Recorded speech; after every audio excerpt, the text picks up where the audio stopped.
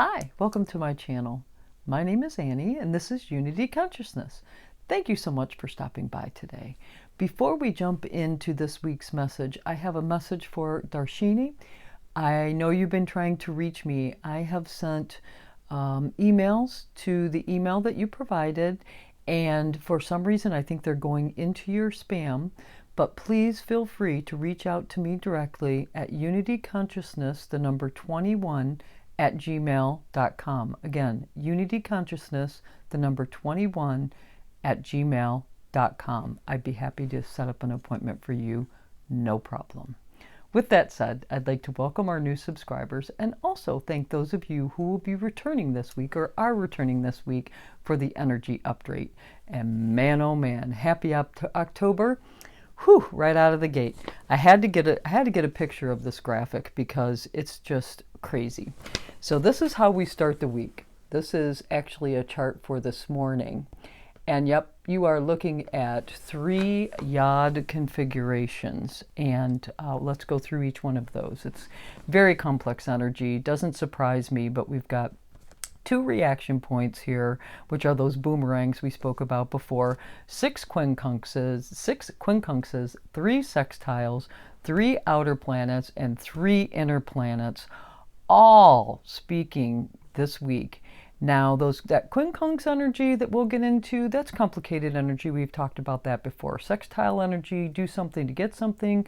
Planets are working together, but it's that quincunx energy that is difficult to manage, and all of that energy, the sextile energy aligned with that quincunx energy, kind of makes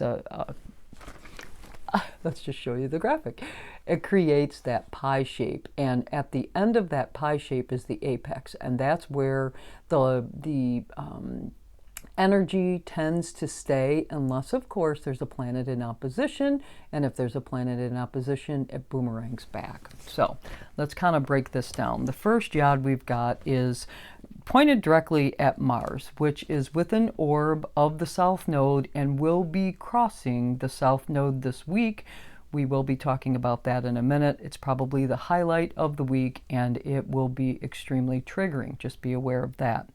But that configuration specifically has the Neptune and Uranus are sextile.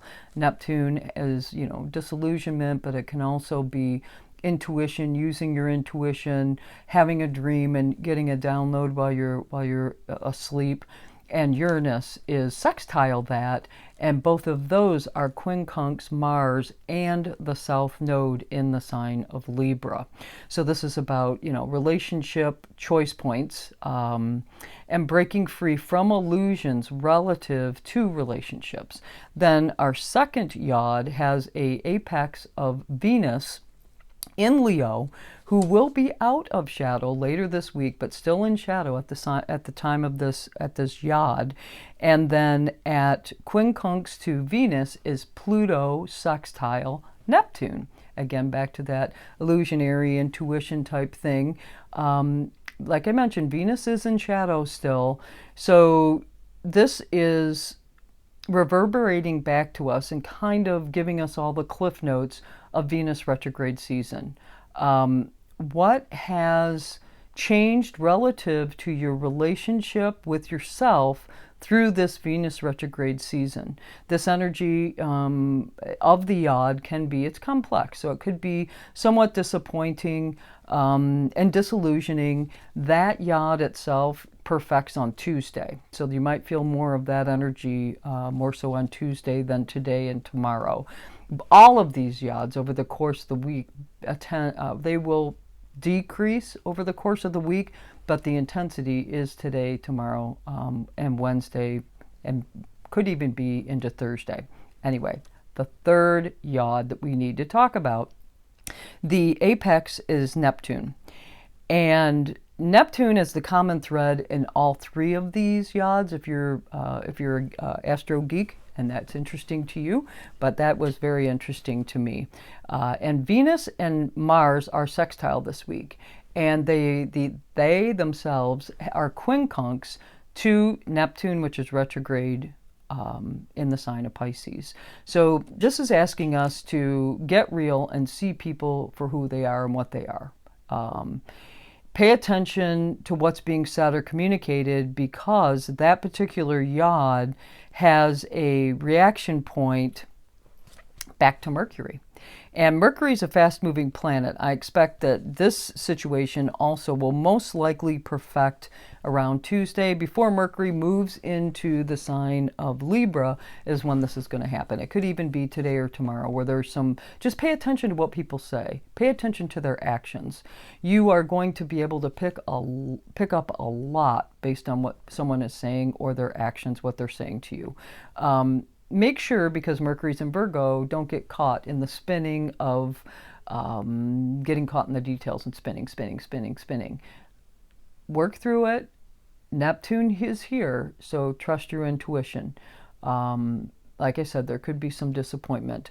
Also, I blew past one of the yods and didn't tell you the reaction point. So that Mars yod that we spoke about, that has Uranus and Neptune sextile, the reaction point back is the North Node. So if you are triggered when Mars and the South Node cross, just know that reaction point is back to the North Node. Again, getting you to where you need to be based on some karmic situation. So first of the week, we have some complicated energy that, like I said, it's got outer planets that are all retrograde. So there could be some revisiting of the past, some things that you thought handled.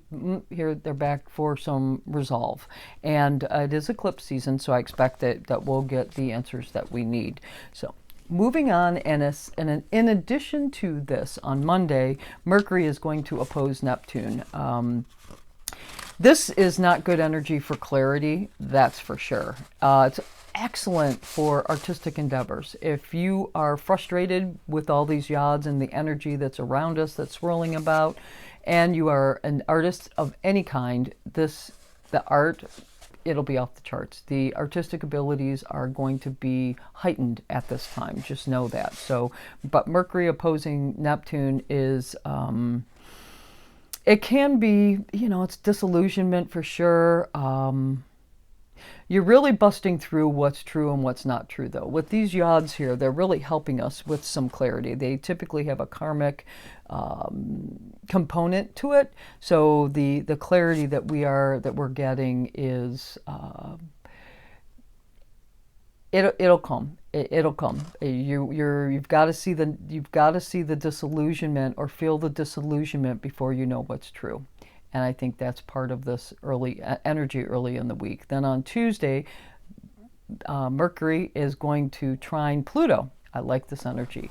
This is where we are starting to make up some ground from the day prior when we just didn't, not very clear. There's some disillusionment, then a little bit of clarity, then more just ambiguity and just some, just not quite sure what's happening. Then on Tuesday and Wednesday, like I mentioned, that trine to Pluto, Mercury will then trine to Pluto before it shifts gears and goes into Libra. It's the last stand in Virgo. This is going to encourage transformations that allow you to reclaim your power, because through those yod configurations, it can not only be difficult and challenging, but you might be giving your power away in the process, or may have given your power away. Well, this Mercury is going to help us reclaim our power, and most likely through communications. If you need to have a conversation that you need to ask for something, the day to do it would be Tuesday, Wednesday of this week. That's for sure, because I think it's going to be, Mercury is going to be much more copacetic with the energy and communications, travel, all of that. Those Mercury themes, when it's trining Pluto, is going to be very, very, very helpful, very transformative. You can get to the bottom of things. It's a much better time to do that. Then on Wednesday, Mercury goes into the sign of Libra. It's as I mentioned, it is the reaction point of that Neptune apex yod. But Mercury is good. When Mercury moves into Libra, it's very balanced communications. It's diplomatic. You can see another person's point of view. So I do like this energy. It's very good for communications. Now, the biggest challenge this week is going to come on Wednesday late or Thursday, and that is where Mars is going to cross the South Node in the sign of Libra.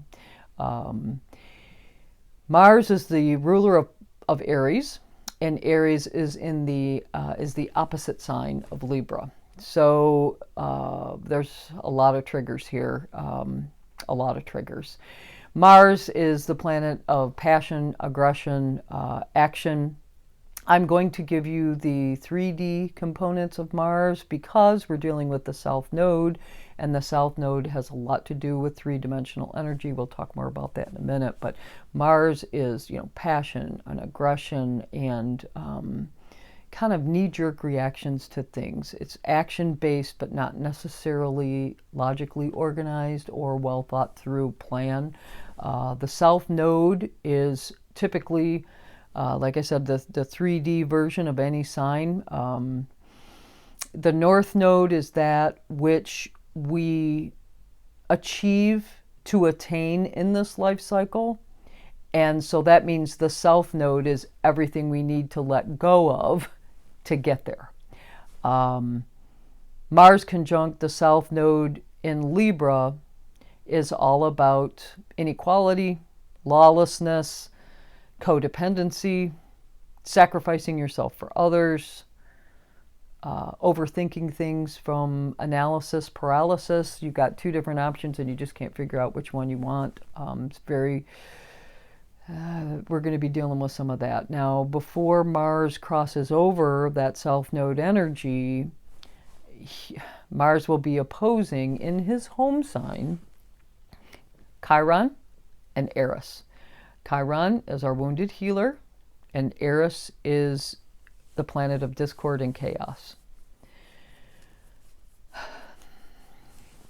This could mean that some of these triggers have to do with ancestral wounding. Or programming that you may not even be aware that's in there.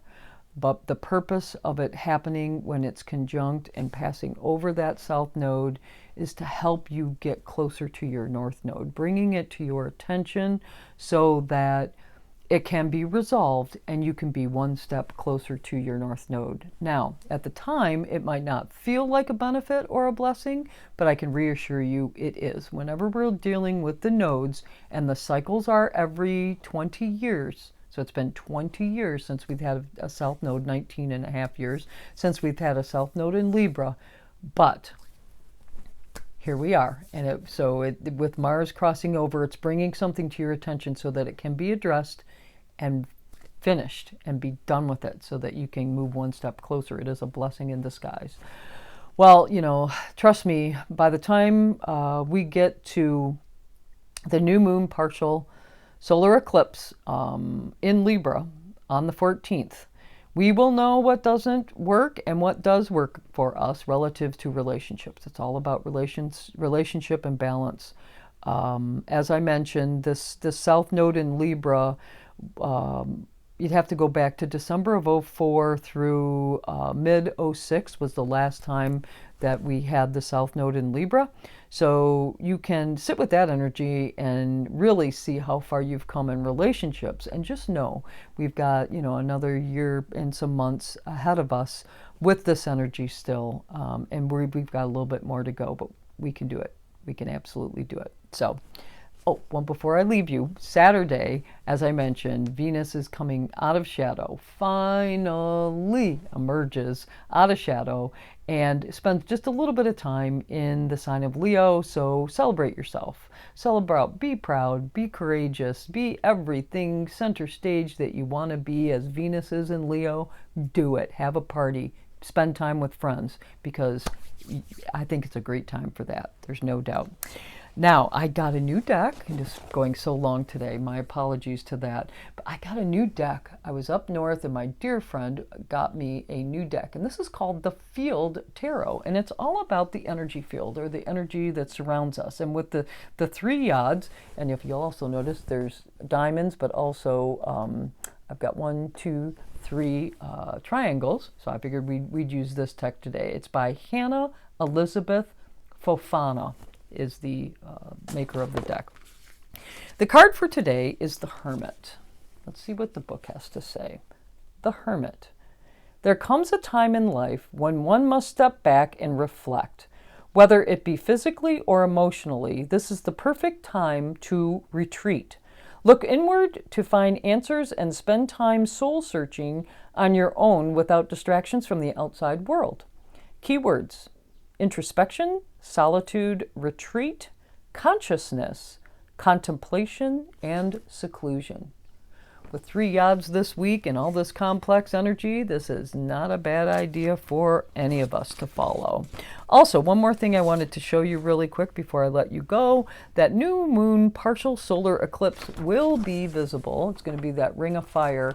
This is the United States, and it's going to shoot across this portion of the United States. If you are interested in viewing it, please check for closures of Native American cultural sites, because most of the sites that are on Native American lands will be closed because of their rituals. So, well, that's all I have for you this week.